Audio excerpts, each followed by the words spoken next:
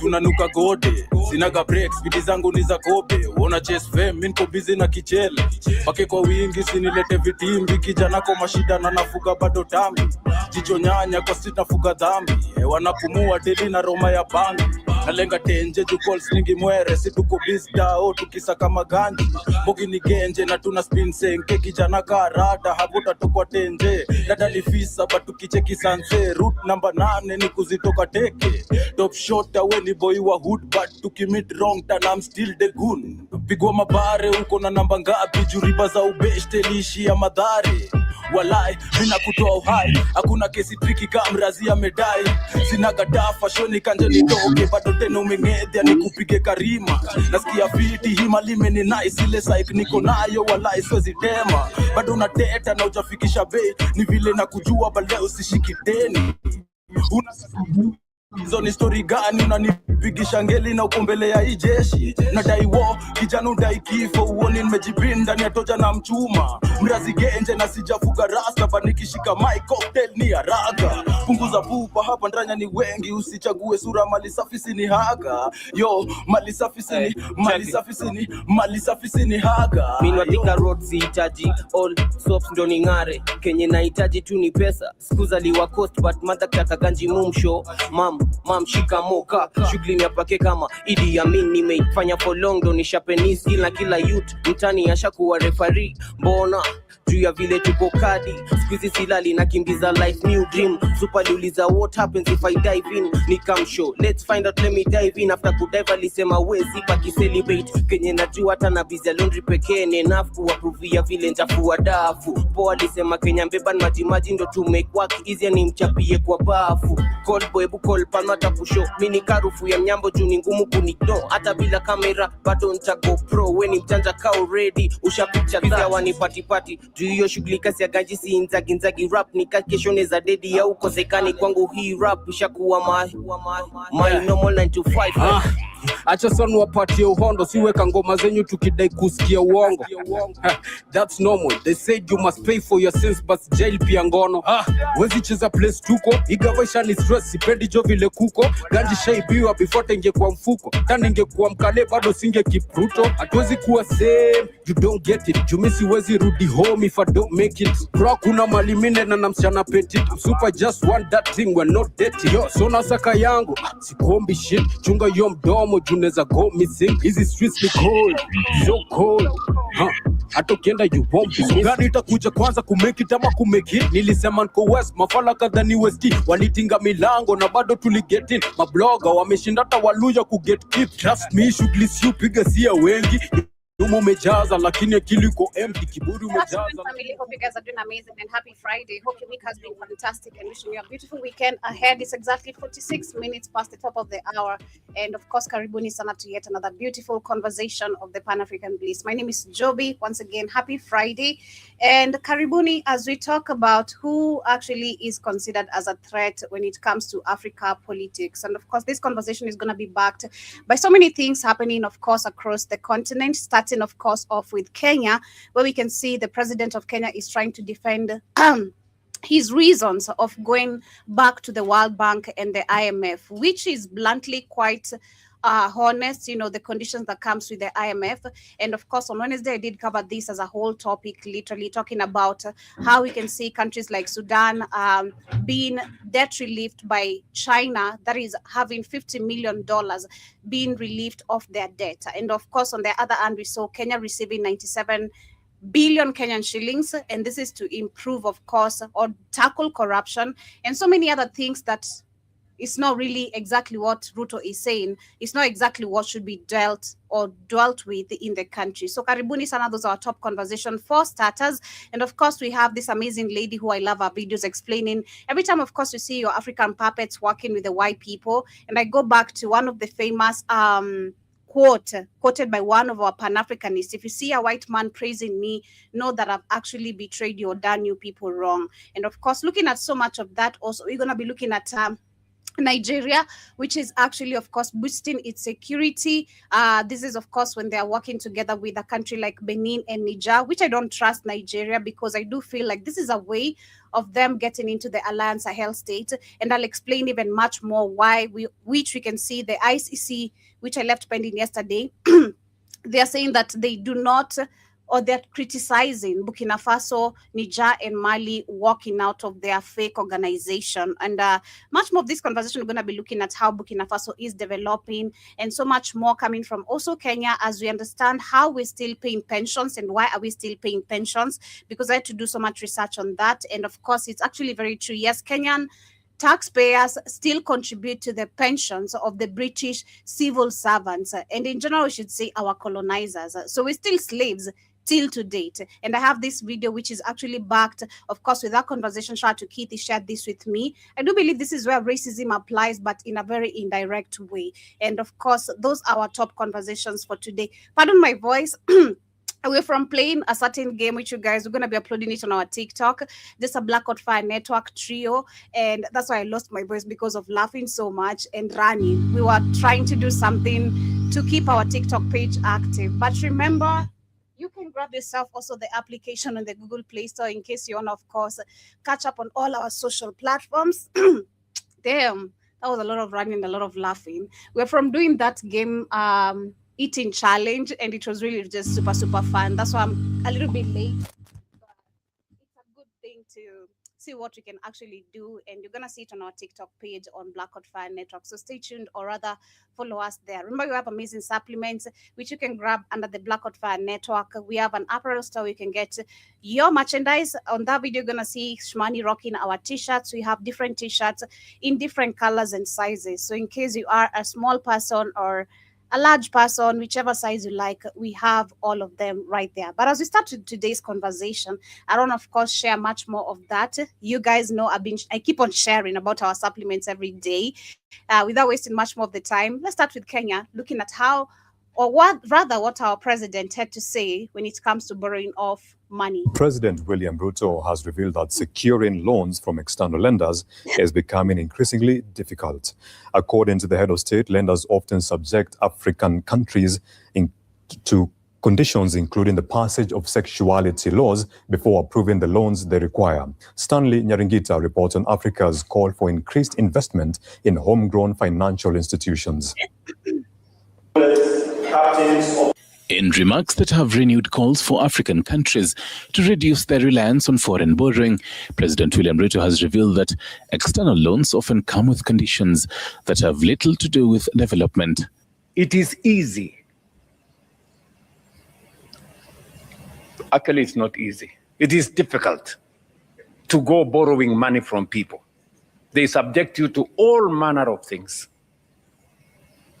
You know, do this, go and pass this law. How about those things? What are those ones called?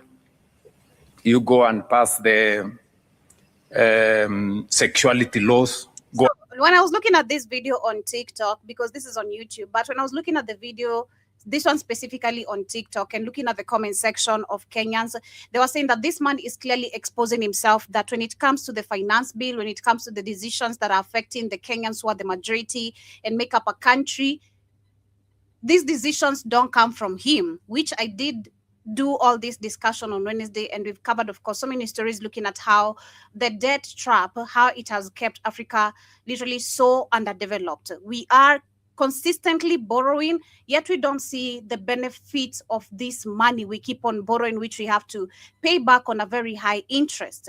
So he's clearly telling you openly, literally exposing himself and exposing the World Bank, which I don't think it's something new. Of course, the information is so out there. But when you see a puppet actually, of course, talking about it, this is not us now to clap, or Ruto is realizing or coming back to his thoughts. No, it's not. It goes back to the real question, or the real way forward should be, what are you willing to do about it? Since you understand these loans comes with terms and conditions that don't actually have anything to help your country develop or help your people in any sort of way for them to grow, or your country to grow economically, why do you still keep on going back? And we understand, of course, very much why they have to keep on going back. We know, and I've been talking about the stories of Ruto.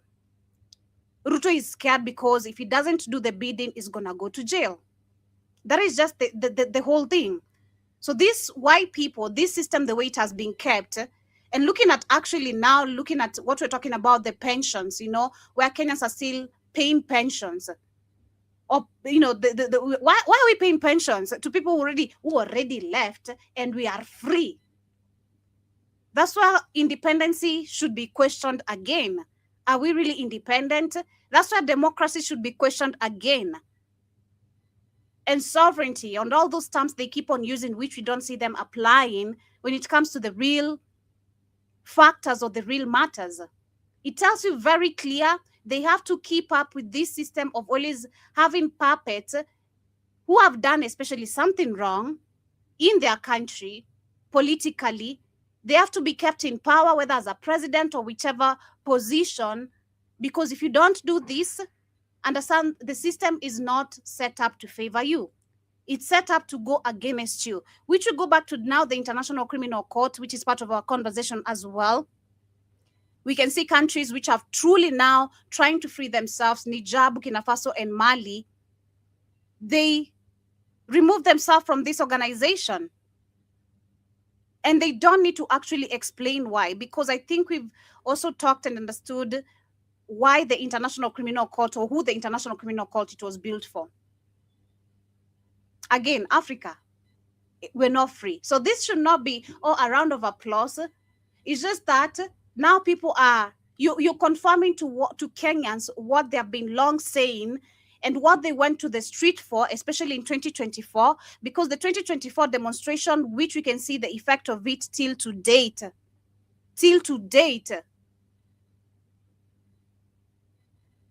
Kenyans were very aware and calling out the IMF and the World Bank for always writing or hiking up these taxes on us, just because we have someone on the forefront who consistently keeps taking money, which we don't see the development of. So you're just confirming to Kenyans. That's what I'm trying to say. You're just confirming. Because we long said it. Kenyans said it. They called you out, told you about it. But no, people are sounding crazy. Oh, how dare you question the IMF? Nah. You are just confirming what people have been long saying.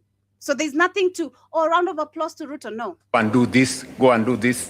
While hosting delegates attending the 26th Annual General Meeting of the African Trade and Investment Development Insurance, ATD, at State House, Nairobi, Ruto further underscored ATD's role in supporting more than $7 billion in investments across Kenya's energy, transport, manufacturing, agriculture, and trade sectors. African countries can achieve when they work together with a common purpose and shared ambition. But that's not the goal.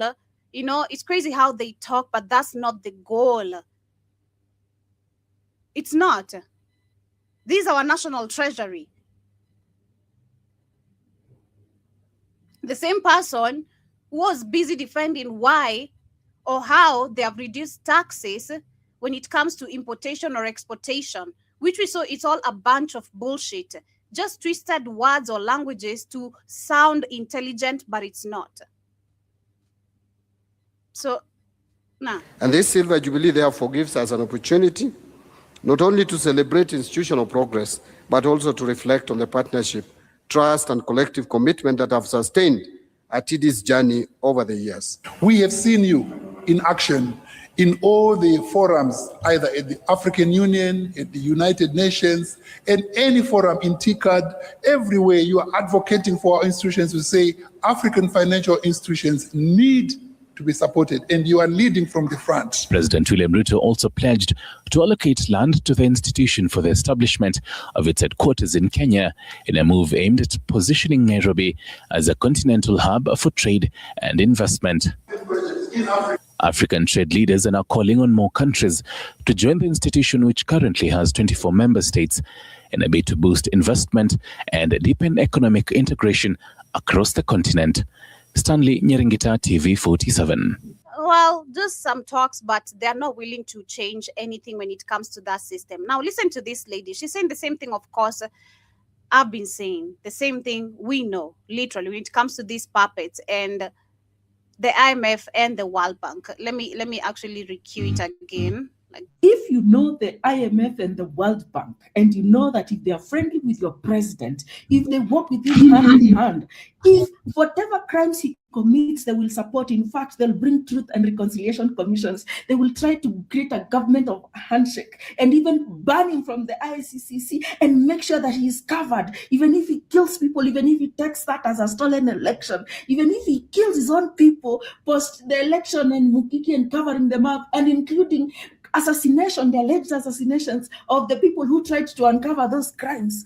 That person is not William Ruto. The biggest ally and friend of the IMF World Bank was Mwai Kibaki. That is why even the PR right now, if you enter even on your AI issues of Kibaki, they'll tell you he stabilized the economic growth. That is a sugar high. That you have to grow like that exponentially so that now everybody can enter, create more shops than workshops, create more private schools, and because they were not constructing the public ones, create more private hospitals. That is what you are calling growth. Not growth for the Kenyans, it was growth for the businesses because they want that stable economy. And that is what Kibaki brought, the dulling of the IMF and World Bank. If you are a Kenyan today who is against William Ruto, who has frustrated the IMF World Bank, if you have gone and you have said, oh, our children are dying, they are being killed by this government, this Ruto is a killer, there has been a bigger killer of the people who oppose him. There has been a bigger friend of the IMF World Bank than Ruto, and that person is Mwai Kibaki. In fact, the measure of a collaborator, the measure of an enemy of the people, the measure of a black colonialist is the ability to be loved by the West. We know that for a fact. Hii ni kitu munasemanga, hamkua mnajua iko hapo. That is the biggest friend the West has ever had, Kibaki. They hated Moi, they choked his government, they forced, and Moi refused, fought step by step. I'm not supporting Moi. Moi was also another tyranny. But he didn't sell our country. He refused. So, well, I'd say I get what she was saying or she's saying, but I slightly, okay? Don't get me wrong. Don't come for me. But slightly disagree with her. Because the difference we see now when it comes to, I get what she's saying. But the difference we see now with Kibaki and these other puppets, there's a bigger gap. There's a bigger gap. And when Africans or Kenyans, to be specific, when we're addressing the IMF and the World Bank or debts in general, yes, Kibaki, of course, went to the IMF. He's not innocent. He's not innocent. Of course, he went back to the World Bank and asked for money repeatedly.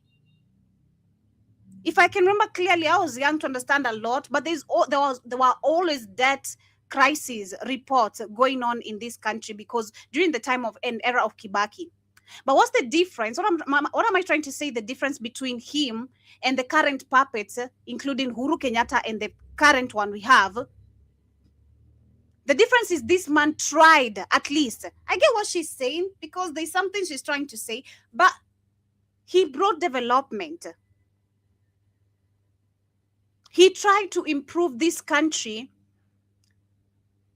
And that is what I'd say actually we're still living on till to date. When you talk about Thika Road or Thika Superhighway, Kibaki is the one who brought that development. If we take you back years before Mwai Kibaki, Thika Road was such a shitty road. Such a mess. But this man took a loan, yeah, not the right way, because we do have, of course, resources we can depend on. You know, we do have, but we can't do this if we're not, again, of course, we don't have manufacturing or processing company, all this. We don't have industrial companies. He ensured at least this country developed in the slightest way he could. This man brought free system of education that has educated the generation of today. And that's why you can see people understand the reasons of going to the streets, the constitution, what democracy should be, how it should be practiced. He brought a system of education that educated so many people. Yeah, Moi did, Moi that, Moi, yeah, he was not a good person. But what did Moi do for all those 24 years of him being a dictator? Because that's what he was. Nothing. Moi didn't improve the lives of this country.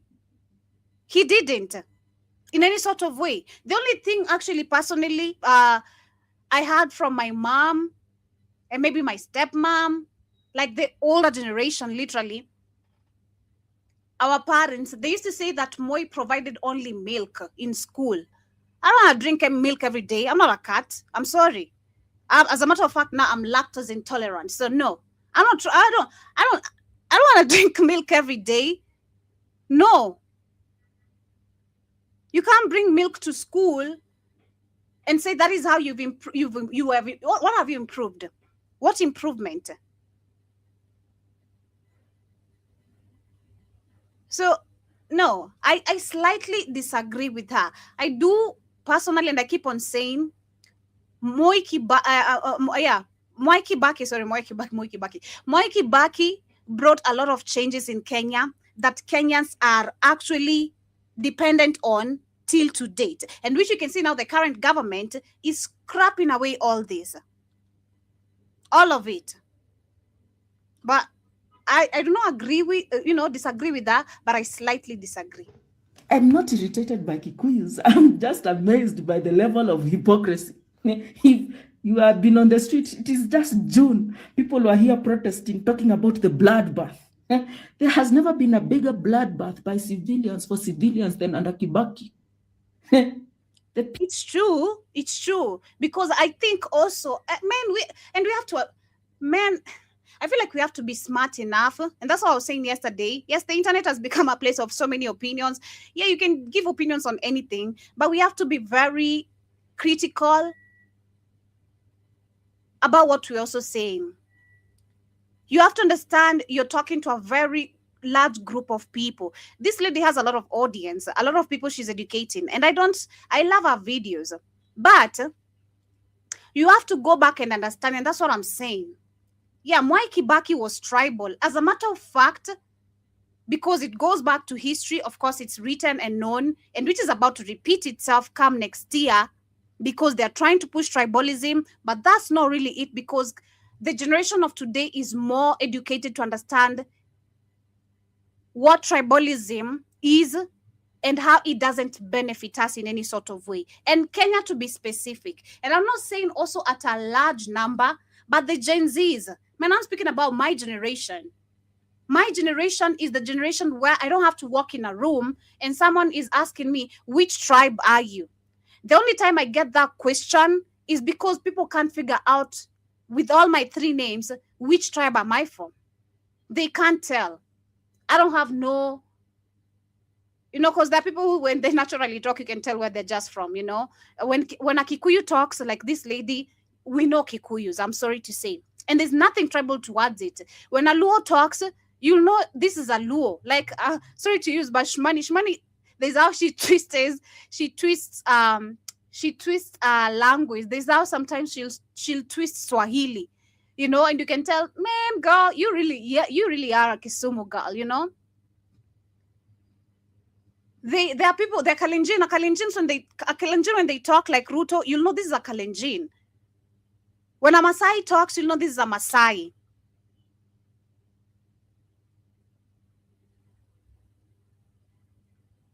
We are the generation which has grown up understanding, and I think I keep on saying this, we've seen the effect of this within our parents, our older millennial generation, or folks or friends.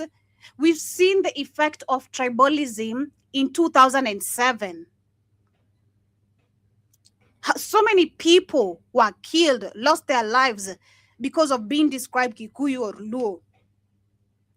To the point till to date, we still have that effect, but only because of the old generation that was affected by this and still has that fear in them. There are places when you go, it's only Luos. They're actually separated from the Kikuyus. Literally, where I grew up, there's just only a place of Luos only. And if you find maybe some other tribes there, they're also living in fear. Because during the 2007 election, people could not pass a certain place. Your head is chopped. It was literally machetes and a lot of killings. If you look at the history of 2007 in Kenya. So what you need to understand is that, and now going back to Kibaki, what education did to us is not only educate us, but to understand how tribalism or how bad it is. Today, that's no more. That's why you can see the youths are standing up boldly, telling people like Gashagwa or whoever, you're not going to hear address us about the differences between who and so and so. When I wake up at night and something is disturbing me, I'm going to go to my neighbor for them to take me to the hospital. I'm not going to die there, oh, because this is a Kikuyu. Oh my God, I cannot talk to a Kikuyu. Oh my God. No.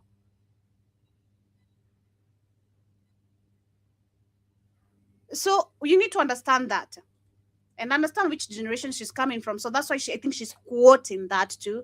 But Yeah, is very good for him. The media cannot mention because also the media benefited off that. They've never had good days than under Kibaki because they could sell whatever they could. They could push the narratives of the corporate entities as much as they could.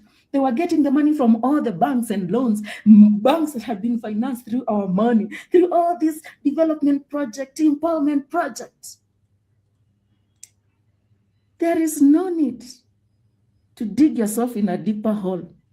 Go look at the word economics. It has never worked. It never will. Kibaki was a London-educated neoliberal.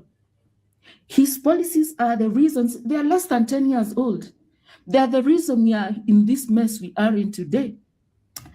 Uhuru Kenyatta continued with that, the World Bank, and so did William Ruto. That is why they so little of William Ruto to sell, to offset. Now they are just changing and rebranding whatever was there. But all of it was laid down, was sold.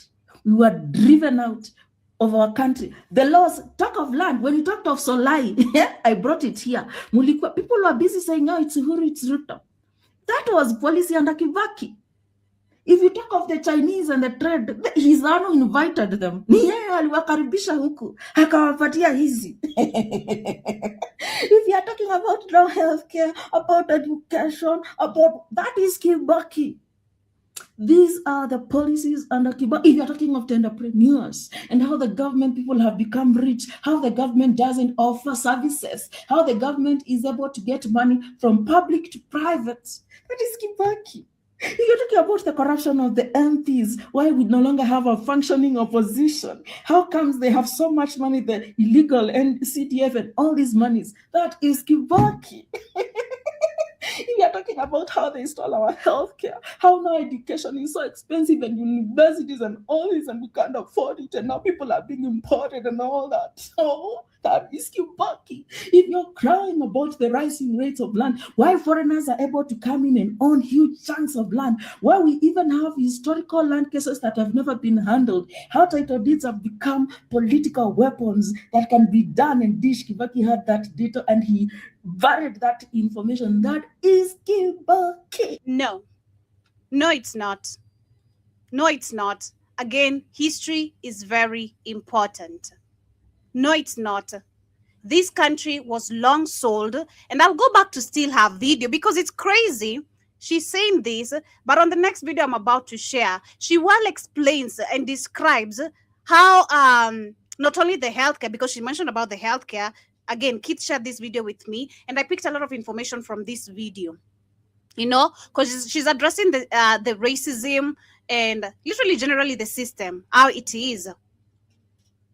So if you now the land grabbing, the land selling to the Chinese, to the Indians, we can still see. So if you want to say the effect of Indians today, how we can see them being given companies or claiming companies every now and then from different parts of a country or counties.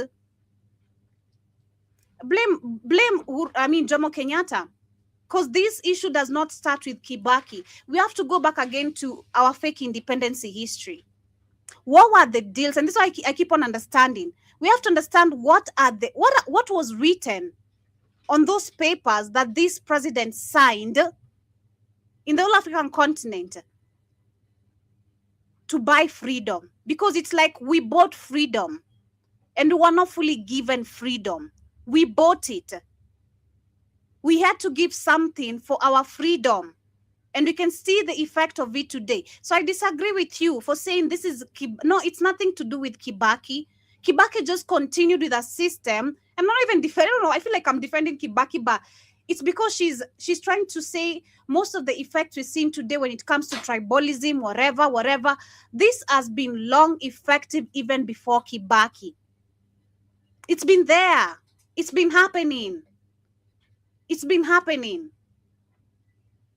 And that's why he's the only person who tried to change that by bringing free system of education, creating a few developments here and there.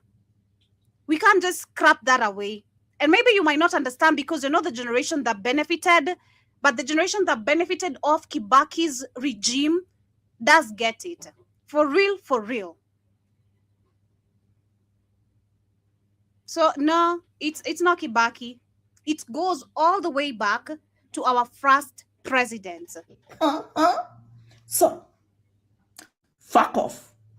Okay. Fuck off. This is, I said it will feel tribal, but it's not.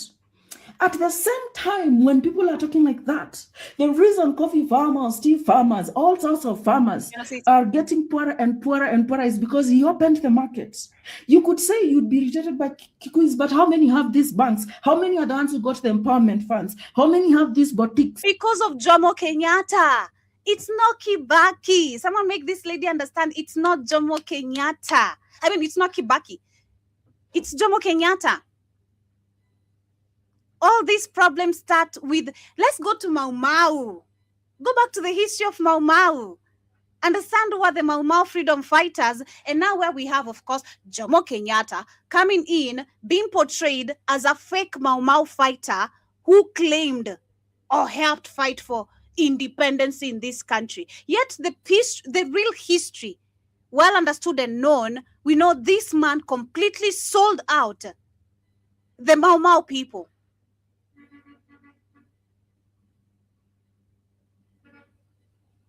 This is what tribalism started with all this.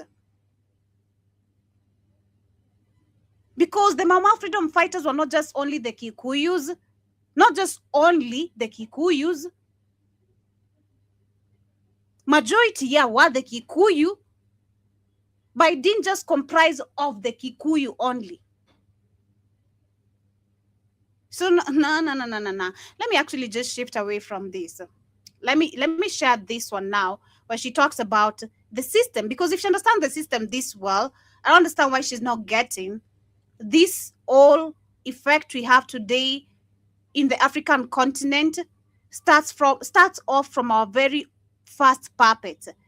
The people who made an agreement with these colonizers by signing some pieces of papers or whatever, getting a glass of wine and some library.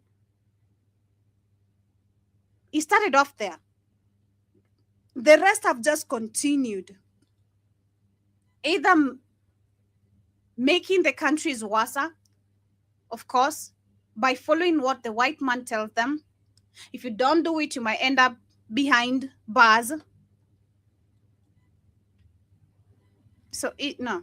Unlike most other African nations, racism in Kenya is as normal as the air we breathe. We don't even know we are experiencing racism because racism in Kenya has a different flavor known as structural racism. Thank you. You understand? From there, she explained it very well. Structural racism. Structural. It is managed and instituted in every aspect of our lives. That as we speak, as we breathe, as we enjoy this country where we have lived, we are now living in limbo, where services get worse and worse and worse. We have specific racial elements that have captured the state from the time of colonial capture. So why go back? Because the other video I just shared actually is just a few hours done. This video I'm sharing that Keith shared, I think it's of last month, yeah, 23rd. But the video I'm just from sharing, this other one, it's 21 hours ago, done or posted. So if you understand this, that the system starts from way back when we had our fake independency, why would you still come back and say the third president of our country is the main reason why we have tribalism? The third president of our country is the main reason why Kenya can never stop borrowing. I don't know if I'm making sense of what she's trying to say, because I heavily disagree with her past video. I do. I've understood so much for someone to just, listen to someone who just put a phone like this on the face and they decided to tell me some goddamn lies. No. If you understand this, you should know the issue of tribalism, the land grabbing, the land selling, coffee, tea management. This was from the word go. So we go back. What was written in these pieces of papers that these Negroes signed a glass of wine and a library for? That's where the problem starts.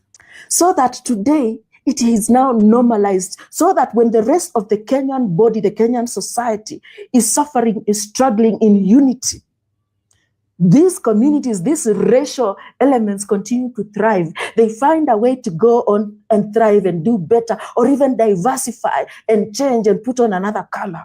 But the African continues to go lower and lower. We are now financialized. We are so deindustrialized. We are consumers. We are no longer producers. We seem to even be going through the education that is now conflating traders, shopkeepers and brokers with producers, calling them entrepreneurs.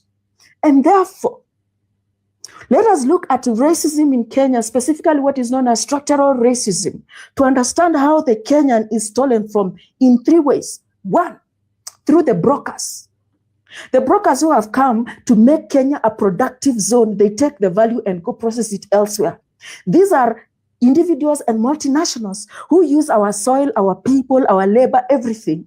Take our raw materials and say they have to process it and add value elsewhere. So coffee, multinationals, all these people, tea, everything we talked about last week when we are looking at trade. So we have brokers and traders. We have then the other category of now the traders who have majority become the gateway of cheap products and other things. But in this case, they were used, especially the Indian, the Asian community, and the Arab, to become the intermediaries of allowing their processed foods to come to Kenya and compete, particularly before the Kenyan markets was opened under the structural adjustment programs, also instituted by the West, so that now multinationals and everybody can come. And that saw the quick deindustrialization of the Kenyan economy, particularly under Mwai Kibaki, so that when the industrialization brought by Mwai Kibaki was over, Jua Kali died, but yet they have thrived. Kenya Association of Manufacturers continues to thrive. I don't know why she keeps on blaming Kibaki, man. I don't know why she keeps on blaming Kibaki. He was a puppet like the rest. He was just a puppet like the rest. He was. The major, I'd say personally, the major, maybe, yeah, a lot of things she's saying, yeah. But the major effect that Kenya had during Kibaki's time, trust me, it was just tribalism. Yeah, the country was not okay. Some things, of course, deals were done here and there, you know. But, nah. Kenya Private Sector Alliance continues to thrive, but Kenyans don't. And third, state capture. State capture is now the entrepreneurs and contracts and PPPs, the people who not only have the money to capture an entire system, from construction to healthcare, to our education system, but more so, even in policy making, the big consulting firms, who owns them, who manages them, so that because they are the ones now who are being subcontracted to be the brains and thinkers on behalf of the people we have hired as the civil servants to deliver for us policies that make us endeavor us to achieve the promises of our constitution, cannot do, because they are being brokered by these consulting firms and the intellectual theft of Kenyans. So we are going to start this and go through sector by sector. By now we have looked at the dialectics of Kenya, so we are now going through sector by sector, because we have said in the dialectics of being an African and in the African gaze that the Kenyan is existing through two elements: tribalism 2.0, where is the collusion of different political chieftains who have come together to make Kenyans not appear political. Yet, we know that the wound of Kenyans amongst themselves, we have been given the political theater of hating each other's tribe, so that we have... Not anymore. Not anymore. I don't know who had this lady on the tribal level. Not anymore. Not anymore. Tribalism, yes, is there. It is there. I'm not disagreeing. But which generation are we addressing here?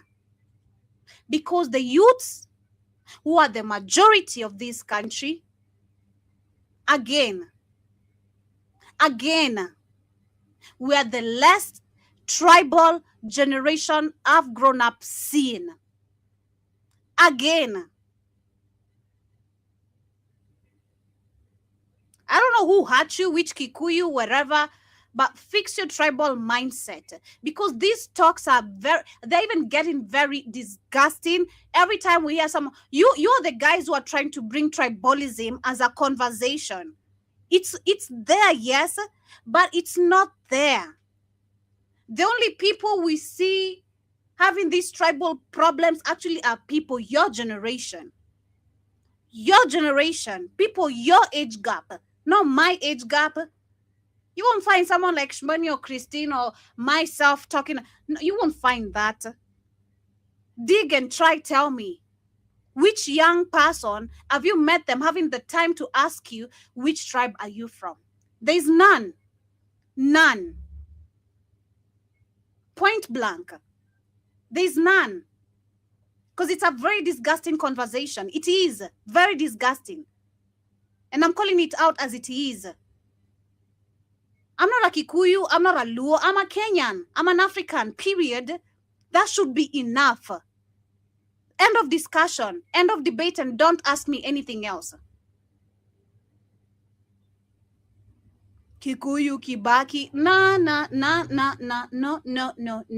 And I wonder why people are not even calling out in the comment section, literally. But I will. Since there's no one, I will. The tribalism bullshit, it's you talking about it. The only time you see young people addressing tribalism is when we've seen politicians pushing it. Yes, I've talked about literally these political parties or having different parties. It contributes, of course, to that tribalism, and they want to make us, of course, divided because there's this political party from the Luo, the Luya, the Kikuyu, and every time they're campaigning, they're going to go to this region talking about tribalism. They're going to go, but because they are still the same age gap as you. You see? It's the same age gap as you, your people, your age group who are talking about tribalism. This is not part of our conversation for today. It's not.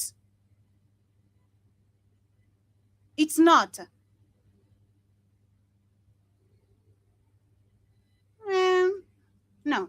Spread so much hate. We have lived in so much hate. Lakini tunajua kwa ground hakuna tribalism.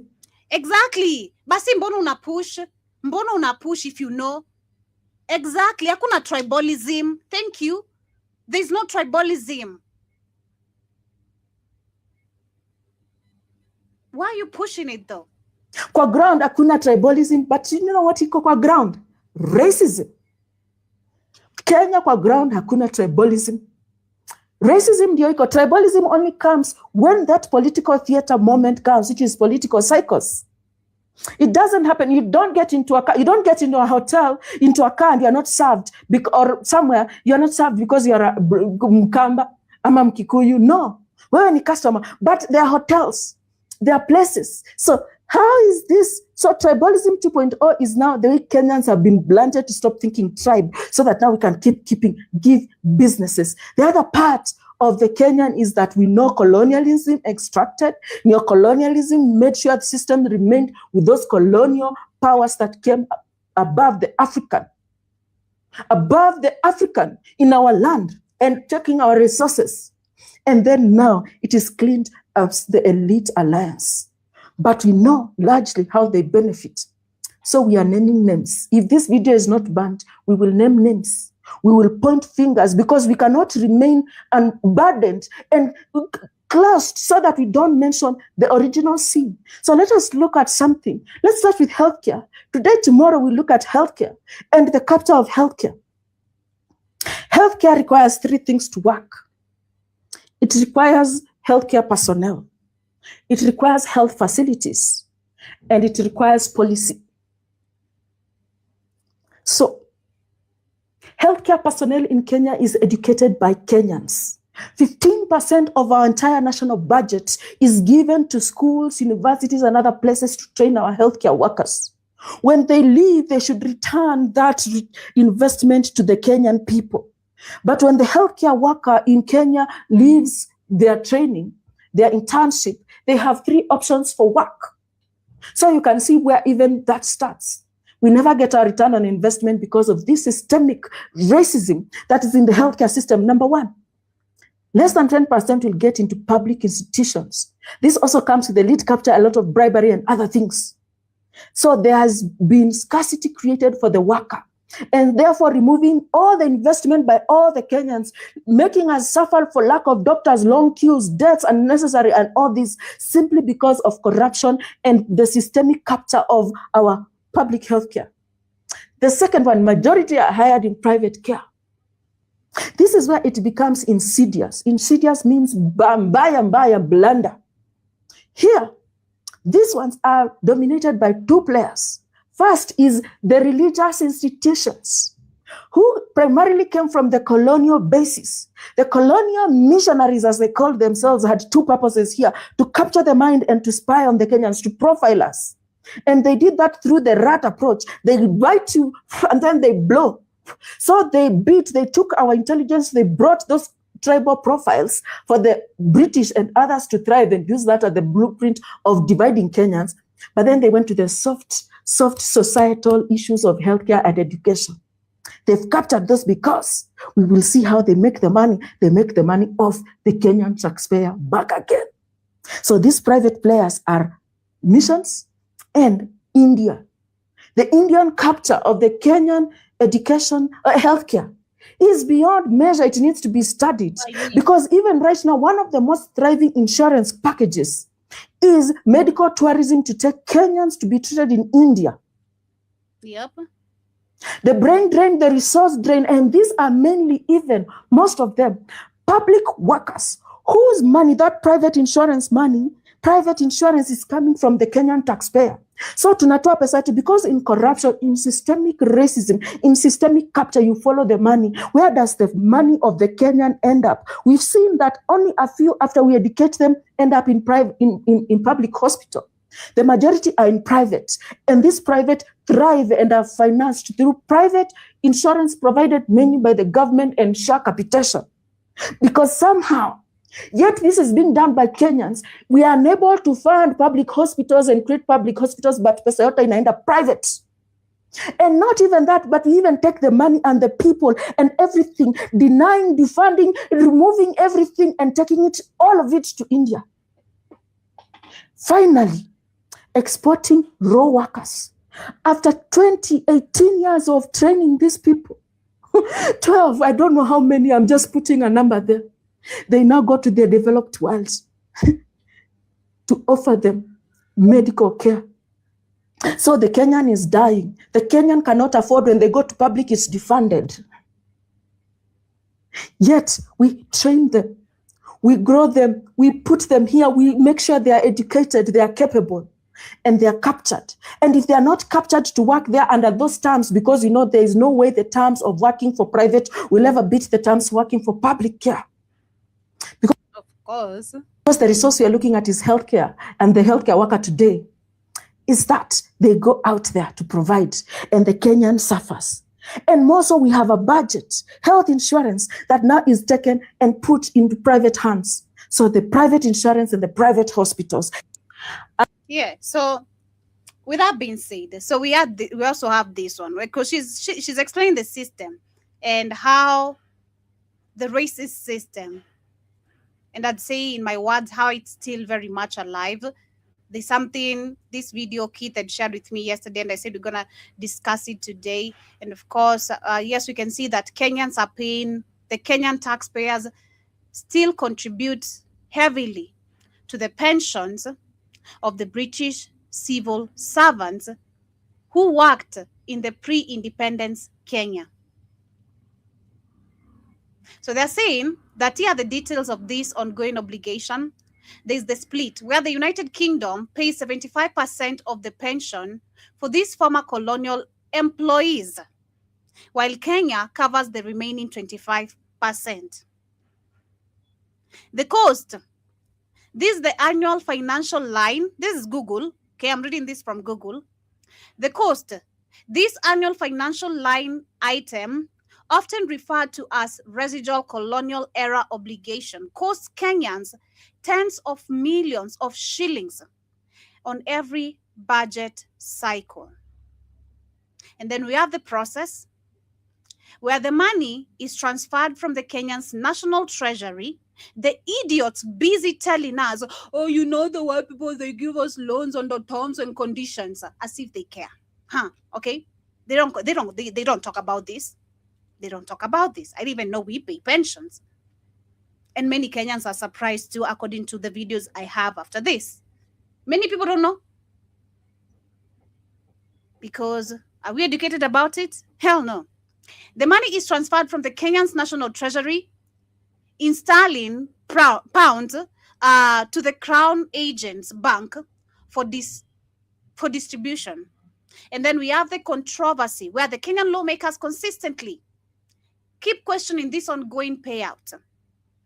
The government and the Public Accounts Committee frequently demand updates, audits, and life certificates to ensure the money does not go to ghost or non-existing beneficiary. Well, let's listen to this lady. We pay pension. Tommy said we pay pension for people, UK people who worked here during the colonial period. Okay? So some of these lines, we need a new book. Sorry. To start. You guys have taken us to UK now. For Kenyans in the UK. Yes, so when you hear our expenditure, Tom our said debt no, is... not Kenyans. For the colonialists. No, colonialists. Who worked here. Those who worked here. It's something that used to happen. Or does it still happen? It's still There's happening. 39 million every financial year allocated to. Is this somewhere? Is it written somewhere? Yes. We are there asking, demonstrating, free finance bill. Oh my God. White people. The white privilege, I'm telling you. The white people, the white privilege must be nice, huh? Must be really, really nice to be white, isn't it? Must be really, really nice, huh? Who even does this? Like, how wicked can you really be? How more wicked? Those are long stories. Our grandparents did that. Forget about it. This is our old generation. We did nothing. Joe, real quick. Kerry Basana, good morning. This is absolutely. I do. This all started with Jomo, not no Kabaki. You just continue. These are all African puppets. So I'm trying. You know how sinister this is. Kenyans are paying back white people for their own enslavement. Imagine. They're playing the same people who were cutting up their balls and beating them and torturing them. These people are dead. There's nobody still surviving from the 50s and 40s. This is Jomo and the rest of these morons who will never fight us. The white man put all this stuff in, and this is the stuff that Ibram Traore is taking out that was in Bikini Bottom. I'm like, these white people are so despicable. I mean, this is so criminal. When I seen this, I said, this can't be true. They got Kenyans paying for white people's retirement who were beating and raping them. This today, 2026, all the people are dead. But to even sign this back in the 1960s is absolutely preposterous. This is absolutely this. You the African man, you guys can't be talked upon. You coons are so crazy, and it should have been taken out. Like that's why everybody Kenya's like, what? This is today? This is 2026 in our budget? That's what I was saying. He's like, yeah, every year. So who are you paying? Those people are dead. So they're paying England. This is crazy. But you better believe it. I bet if you look it up, I bet it's in Ghana. I bet it's you think these white savages just put it in Kenya? I know it's in Zimbabwe, all where the British had colonies: South Africa, Zimbabwe, Kenya, Uganda, Tanzania, Ghana, Nigeria, and whatever goofy other ones they had. I can't name all the colonies. Oh, Botswana, and Namibia. So I mean, no, Namibia was the Germans. But anyway. In Ghana, let me disrupt you. It says Ghana does not pay pensions to the British government or the United Kingdom. However, the Ghanaian government still pays retirement benefits to a small number. That's what a pension is, Joby. That's a pension. Retirement benefits. Those people are dead. I told you they did it to Ghana. I know it. You think they just did? You think white people just gonna do it to Kenya? They're gonna do it to all their colonies. And I'm surprised they probably hit it. So Ghana's still paying too. You think they're gonna just do Kenya? Are you crazy? All you niggas are gonna pay us to do nothing. Because those people are dead. So imagine, because Ghana got free 5 years before Kenya, they got free in 58. Ain't nobody living.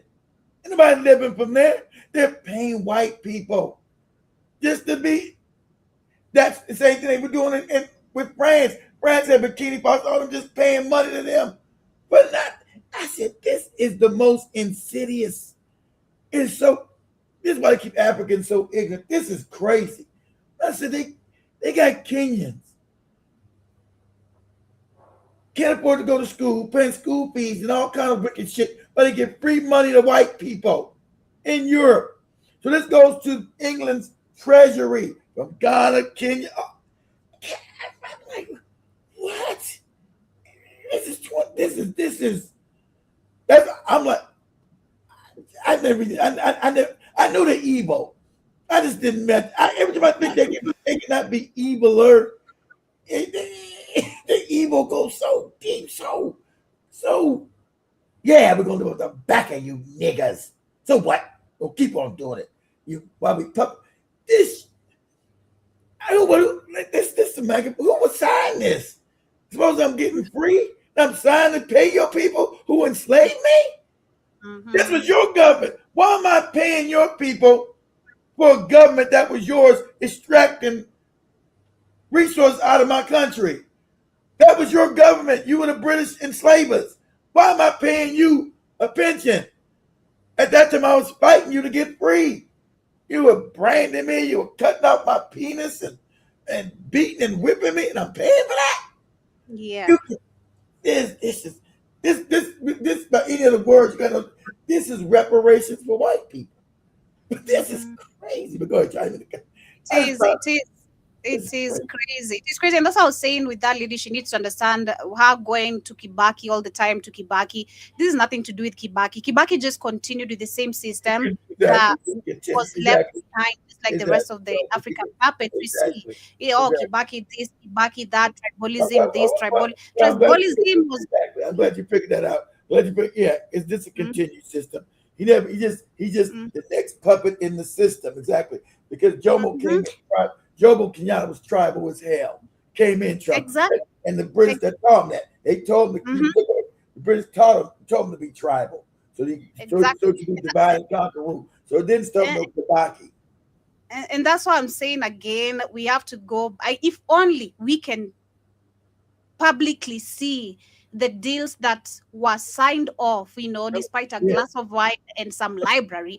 We need to see, because now we can see more stories are being uncovered every day. There's always just something that is gonna pop up. Millions of dollars that keep paying white people who dead and stinking now, but it's going to the British government. So Britain is funding their economy freely off of Kenya, Ghana, off free money from Africans. The same shit France did. They still do it now, but the ones they still control, like Cote d'Ivoire and Benin and whichever country they still control. But Ibrahim did the same thing. That same thing happened with Kenya. The French, all white people doing this then because they talk amongst themselves because they're wicked. So Ibrahim Traoré just stopped theirs last year in 2025. And that's what made me find this one. It says Kenya got the same shit. Yeah, like what? It's really crazy. But let's continue with this one. 39 million shillings every year is going to pay non-Kenyans pension for the work they did in Kenya during the colonial times. Colonizing us. Yeah. We are very good. This is happening as we speak. Yes, it's true. It's gonna be belief. And we do not have any problems. We should not be paying more tax. Exactly. Because again, when you keep on asking, wow, our tax is going high. Yeah. This is the bullshit. This is part of the bullshit. That's right, Joe. You wouldn't know. You're paying white people not to work. Reject finance bill. Look at this bullshit. Who knew this? I bet even if you look at the people who are still the people on the streets and being marching on the streets, if you ask them, no one knows. Exactly. No one would know this corruption is hit out. Who would know? They're not going to tell you that they're paying white people. It's not in our education. Exactly. It's not in our education. These are some of the things that actually should be taught in school. These are the things we should be taught from the word go. Think the British education system is going to teach you and getting money from you?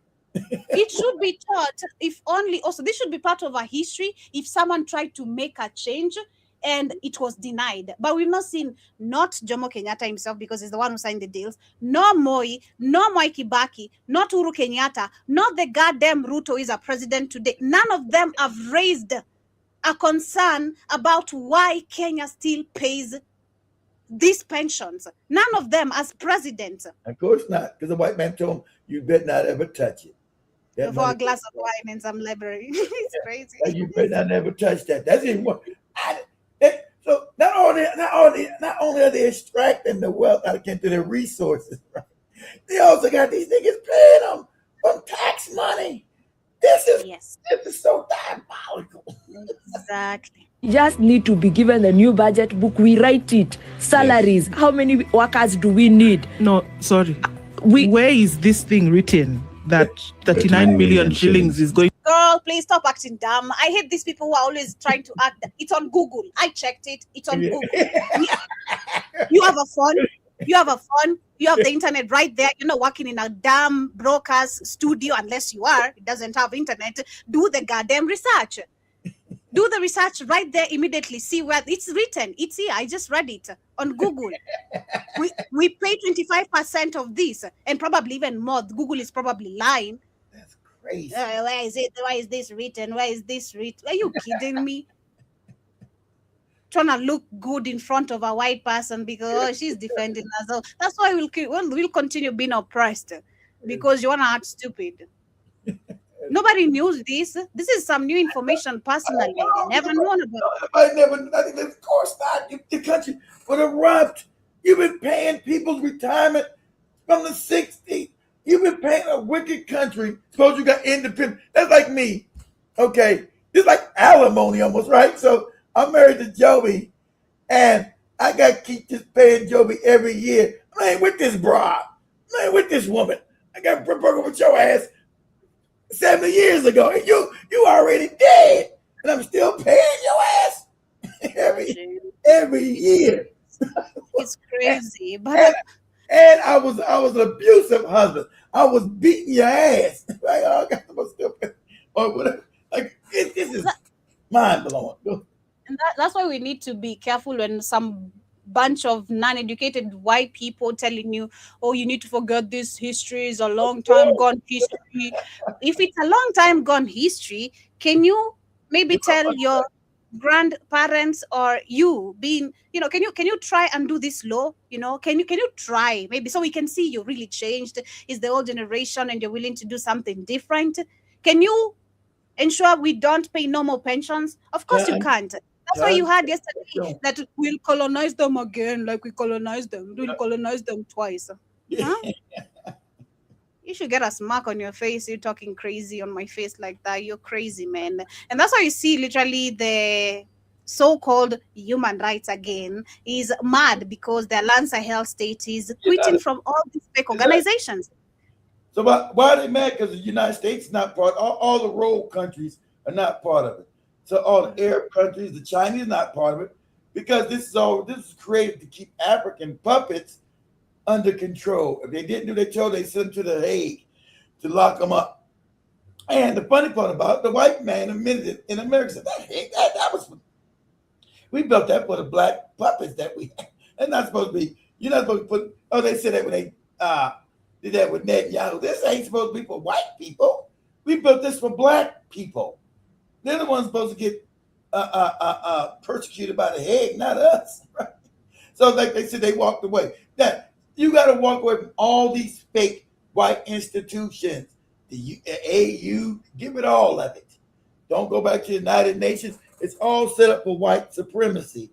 That's what it's about. So no, I'm not. And that's why you see, like I said, why are they focusing so much on the Sahel? Because they're the ones getting free. They're getting out of what we call the system. So now the good, we did the Sahel. Oh, it's human rights.